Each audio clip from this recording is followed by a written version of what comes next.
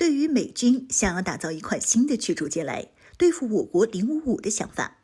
有美媒认为需要付出的成本和时间远超中国打造055的代价。来看详细情况。Hello， 各位老铁，大家好，欢迎收看本期迷彩虎，我是虎妞。之前，美国海军的阿利伯克级驱逐舰号称是世界上最先进的驱逐舰，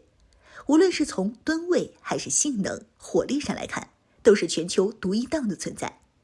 因此，美国海军采购了大量这款军舰，一时间风头无二。但是在后来，这种情况就发生了改变。随着各国技术水平的不断上升，其他国家的军舰性能也越来越强，特别是中国，现在已经能够独立打造出055这样的万吨大驱。美国海军在这时候就比较着急了。原有的阿利伯克级驱逐舰现在虽然依旧很强大，但是服役年份较久，现在已经快到了退役时间，并且由于这款驱逐舰的生产定型时间较早，很多现代化设备并不适合搭载到它身上，所以美军在这时候就想到了打造一款新的军舰，朱姆沃尔特级驱逐舰就这么诞生了。为了重铸自己的海军荣光，美国海军在这艘军舰上使用了大量世界顶尖技术，而这款军舰诞生的时候，很多人都将其称之为科幻战舰，因为它实在是太先进了，一点都不像现代技术所能拥有的军舰。然而，这军舰太过先进也不好，军舰上大量的先进设备并不能很好的搭配在一起，甚至是出现了不少的故障。除此之外，它的价格也来到了70亿美元。就这样一种战斗力有限并且成本过高的军舰，美国海军对其采购数量一降再降，最终只采购了3艘就匆匆停产，并且还有1艘没有服役。即便是服役了，也是在今年才完成首次实战部署。仅靠着这3艘军舰，美国海军也是知道根本对抗不了中国，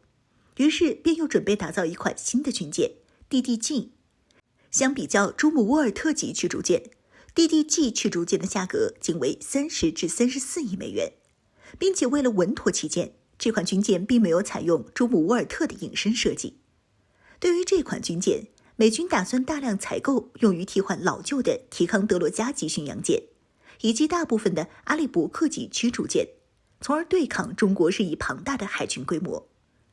然而，在美军发布 DDG 的设计概念图之后，人们发现这款军舰和中国的055大驱有着大量的相似之处，让人认为是对中国055大驱的模仿。而且相似也就算了，制造这款军舰所需要付出的成本和时间都是中国055大驱的数倍。就拿成本来说，中国的055一艘大概在10亿美元，而 DDG 的预估34亿美元是中国055造价的340%，价格翻了3倍不止。这还不是美国海军面临的最大问题，因为美国海军的军费预算高达2000多亿美元，是中国解放军全军的军费预算。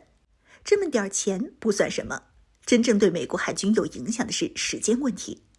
当前，美国海军迫切地需要一批新的军舰，去替换掉自家老旧的军舰。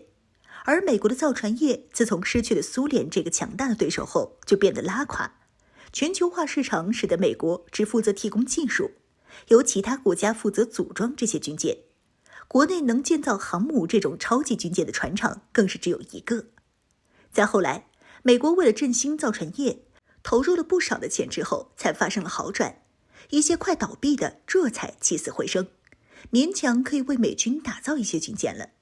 但就是这样，这些军舰的产能也有限，想要让 DDG 进行服役，最早也得是10年以后了。并且由于在冷战后美军建造水面战舰的3个项目中，朱姆沃尔特级驱逐舰和自由与独立级沿海战斗舰都被认为是个失败的项目。